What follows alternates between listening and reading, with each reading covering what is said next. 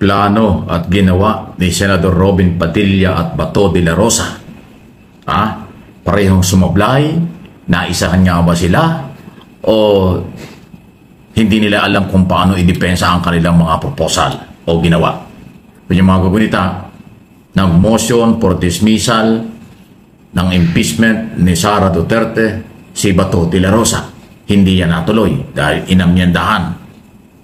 Mas pinagbutuhan at pinabura ng mga senador ang ibalik sa Kongreso ang Article of Impeachment na hindi naman tinanggap kaagad-agad diniper ng Kongreso at pinatunayan ng Kongreso na legal, na ayon sa saligang batas ang Article of Impeachment, kaya walang dahilan para ito ay hindi ituloy at magkaroon ng trial. Yun naman kay Robin Padilla, resolution na ang layunin din ipatigil, patayin ang Article of Impeachment laban kay Sara Duterte. Wala rin nangyari. Dahil hindi rin na-file, hindi rin naman kinatigan, tapos na. So yung panukala ng dalawang senador na identify sa mga Duterte, parehong natunaw nang hindi nila inaasahan. Nag-try ng draft resolution si Bato, pero binugbog sa media at social media dahil sinabi ng mga abogado hindi kailangan yan, hindi tamang proseso. Pero dahil yun ang abot ng paniniwala at kaalaman ni Robin Padilla, gumawa ng sariling resolution, nag-try na magpapirma at humingi ng suporta sa kapwa senador, hindi naman siya tinulungan. Kaya walang nangyari. At ang pinakahuling move nila ay nga pong nag-speech, nag-file ng motion for dismissal, hindi naman ho nakakuha ng suporta dahil nga po biglang naamyandahan sa proposal naman at sinabi ni Alan Peter Cayetano na sa halip ay dismissal dahil alam niyan labag yun sa batas, labag sa impeachment court, ay ibalik na lang yung kaso. Pero dahil hindi naman tinanggap ng Kongreso, bitin niya. So madalit sabi, yung plano ng mga Duterte na siguro hindi masyado na pag-aralan, lahat ay nawala. Ang purpose nila from day one ay harangin, i-dismiss ang kaso. Pero walang nangyari. Ngayong nabuo na ang impeachment court dahil sila ay nanumpa na, sinomo na ang pangalawang Pangulo, pinaalam ang kaso at pinaghahanda sa trial, ibig sabihin yan, wala nang pwedeng makapigil. Tuloy na ang trial sa pagbalik ng pagsisimula ng 20 Congress. Kaya walang nangyari doon sa plano ng mga Duterteng senador na harangin from day one. At yun po ang nangyari talaga. Dahil dyan, naipakita at nakita natin yung planong hindi masyadong napag-aralan. Dahil ang sabi nga ay labag sa batas ang dismissal, labag din sa rules ng impeachment court ang dismissal at resolution. Pati yung panukala ng isa pang Duterte na si Tolentino na tapusin na lang sa 19 Congress dahil hindi na pwede umabot sa 20 Congress ang impeachment, hindi rin ho nangyari dahil mismong si Senate President Escudero hinarang yan at ng kapwa senador. Pangalawa, yung mga constitutionalists gumawa ng saligang batas ang kanilang paniniwala katulad ni Justice Ascuna, Munsod, Sarmento, naniniwala sila. Maging si Professor Mel Santamaria at iba pang magaling na abogado pwedeng ituloy sa susunod na Kongreso. Maging si dating Chief Justice Ray Puno, sinabi rin niyang pwedeng ituloy sa 20 Congress. So ayun po.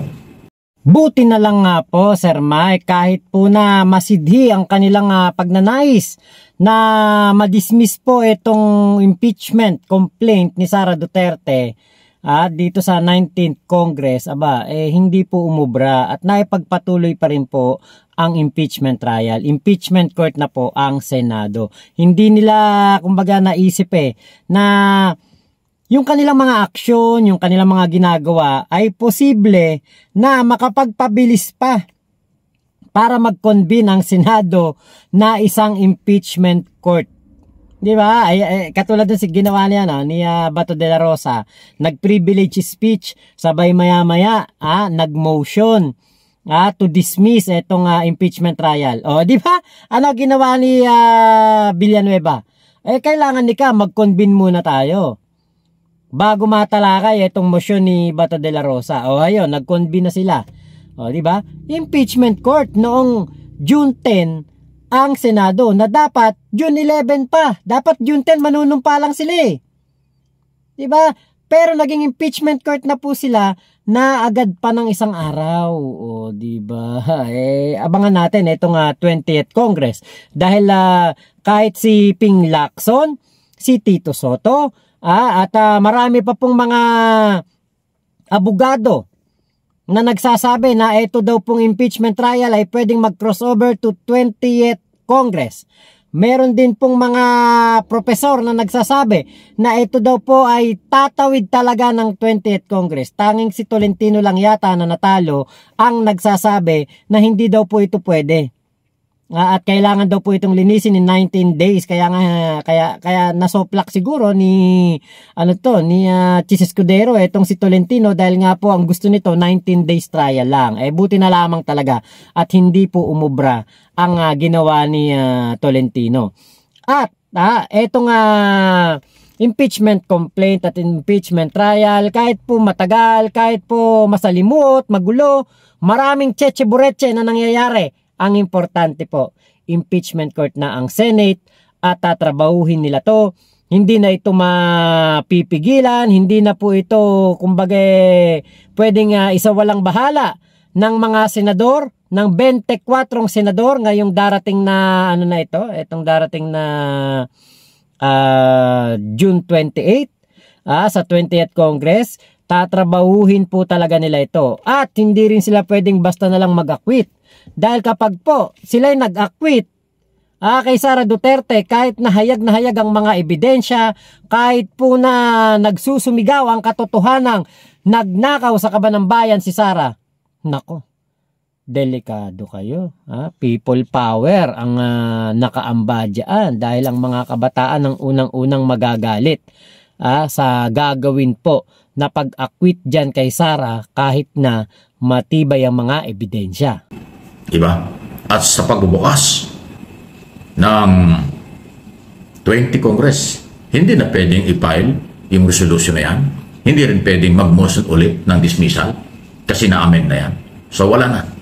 Yun ang naging problema ng mga Duterte senador. Hindi nila napagplanuhan ang kung anong gagawin. Akala nila ganun-ganun lang. Lalo na ngayon, matindi ang reaksyon ng mamamayang Pilipino. Matindi yung galit ng mga civil society at marginalized sector. Nagpakita na initially ng kanilang pagkadismaya sa isang malayang demonstration, rally sa harap ng Senado, sa EDSA People Power Monument or doon sa EDSA Shrine nitong Independence Day na nakaraan. So ayan po. Kaya sana naging wake-up call sa lahat ng sektor, especially sa mga Duterte, itong impeachment na naayon sa batas, hindi pwedeng harangan ng bigla-bigla lang. Hindi pwedeng harangan ng mga hindi sapat na pag-aralan. Dahil nga po mananatiling minority sila, hindi sapat ang bilang para makakuha sa dismissal. Pwedeng sa ibang mga motion o ibang mga issue, pwedeng makakuha ng suporta. Pero yung tuluyang ibasura ng hindi nakikita at naririnig, tuluyang pigilin ang impeachment na ayon sa batas, lahat yan ay unconstitutional ayon sa mga abogado at constitutionalist at gumawa ng saligang batas. Ganon So di lalo na sa perception, opinion at reaksyon ng mamamayang Pilipino, Luzon, Visayas, Mindanao at sa mga Pilipino sa abroad. Kasi sila ay nakatutok at nasubaybay. Kaya naman itong aking mga channel, itong MA Pinoy TV at Mike Abby Opinions, ay talagang hindi ko tayo titigil ng pagbibigay ng mga update, mga issue na ating tinatalakay dito base sa mga nangyayari, base sa ating observation, base rin sa aking magiging opinion kung ano ang nakikita natin. Hindi natin pangunahan ang trial, ang impeachment court. Hindi natin pangunahan yung mga batas. Ipapalalang natin kung ano ang maganda na makakatulong sa kaalaman ng tao, makakatulong sa tamang impormasyon. Hindi pwede yung fake news. Hindi pwede nating pangunahan na katulad ng ginagawa ng kung sino dyan. Laging ang sinasabi nila, akala nila na mangyayari. Laging sinasabi nila, makakawala si Sara, makakawala si Duterte, makakawis Duterte, walang kaso si Sara. Parang sa kanila, tapos na kaagad. Samantalang punong-puno ng mga kaso. Ang dami mga kaso ng mga Duterte at ng kailang mga kasamahan sa lower court at maging sa ICC. Pero ang kailang press release at mga pinangangalandakan ay wala na daw ito. Di ba? Ang magsasabi ng guilty or not guilty or tapos na ang kaso, korte lang. Ngayon nasa prosecutors na magsasabi kung may probable cause. Pag may probable cause of basihan, dadalhin sa korte. Ang korte ang bahala dyan sa local court. At sa ngayon, maraming kinakaharap si Sara Duterte. Tama yung sinabi ni Amy at umamin siya, napakarami ng kaso.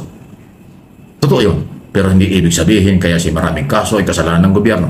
Kaya siya kinasuhan kasi merong kakaibang siyang galaw na maaaring lumalabag sa batas. Kaya kinasuhan ng gobyerno at kung sino-sino. Dahil may karapatan. Lalo na ho sa disbarment before Supreme Court. Inciting to sedition, pananakot sa DOJ at NBI. Yung susunod na plunder, bribery at administrative na inirekomenda ng Blue Ribbon Committee. Marami talaga. Pero again, hindi yan kasalanan ng batas, hindi yan kasalanan ng gobyerno, yan ay pananagutan ng mga posibleng lumalabag. Hindi lang kasi yata sanay sila na may kaso, mas sanay sila sa tokhang kaya nagugulat sila. Ano sa palagay ninyo? Salamat po Sir Mike sa iyong video. Ito kung mapapansin po ninyo, lagana pang mga AI video ngayon na nagsasabing sila mga DDS. Katulad na lamang nitong isang video na sinyer pa ni Bato de la Rosa at ni Baste Duterte. Ang kabataan ng kanilang ginagamit. Meron pong isang kabataan doon sa AI video na kunwari ino-oppose niya ang impeachment trial. 'Di ba? Alam nila kasi na ang mga kabataan ngayon, ito po ang talagang posible na maging kontra sa kanila.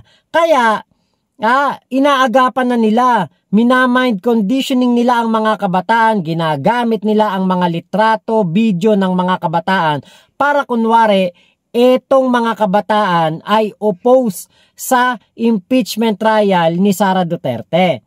Kaya lang, 'di ba, epic fail dahil nga po na fact check ito ng Rappler na ito po isang AI generated video. At kahit nga po kahapon sa aking in-upload sinabi ko nga na kahit man lang unang tingin, unang kita ko pa lang dun sa video, makikita mo kagad AI generated to dahil ibang-iba ang buka ng bibig, ibang-iba ang background at makikita nyo naman talaga na AI. Ewan ko lang kung bakit nagpaniwala dito si Bato at si Baste Duterte. Siguro nga po ay dahil gusto nila din makapanlin lang ng mga kabataan na maniniwala doon sa sinyer nila na AI generated video.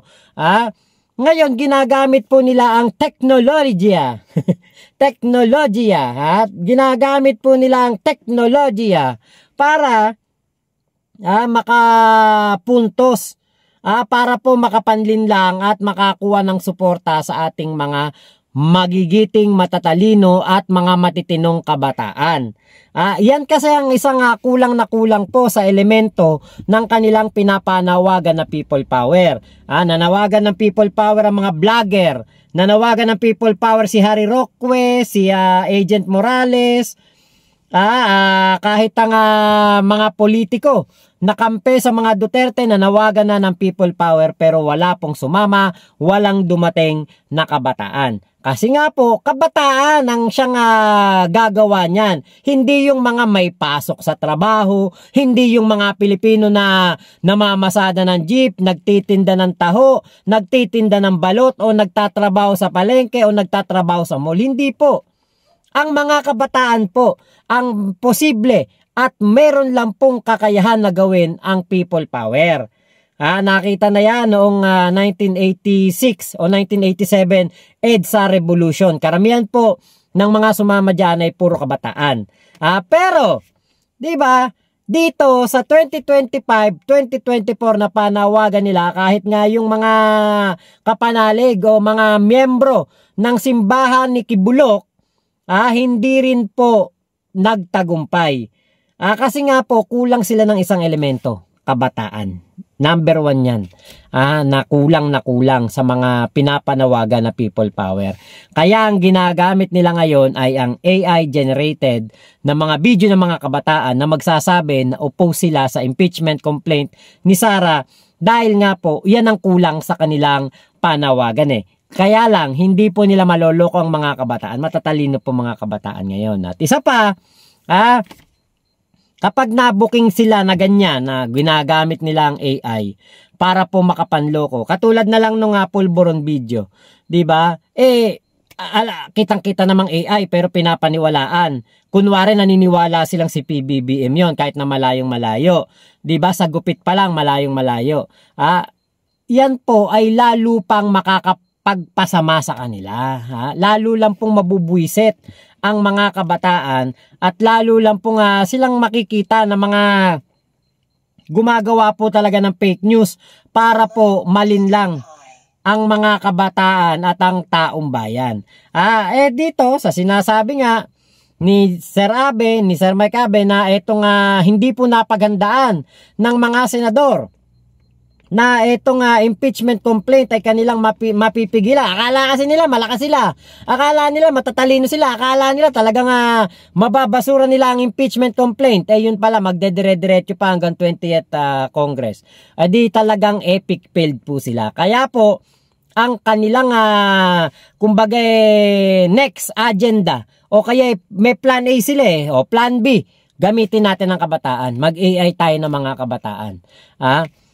Hindi man natin masasabi kasi syempre sino ba naman ang aamin at hindi rin naman natin malalaman kung totoo o hindi na etong mga senador na ito walang kinalaman dito sa AI video na ito. Maaring ibang grupo ng mga DDS ang gumawa nito para po mapagsiklab nila ang damdamin ng mga kabataan. Kaya lang po mukhang malabo, mukhang malayo at hindi po mangyayari yan dahil nga po matatalino na po mga kabataan ngayon. Hindi na basta-basta maniniwala.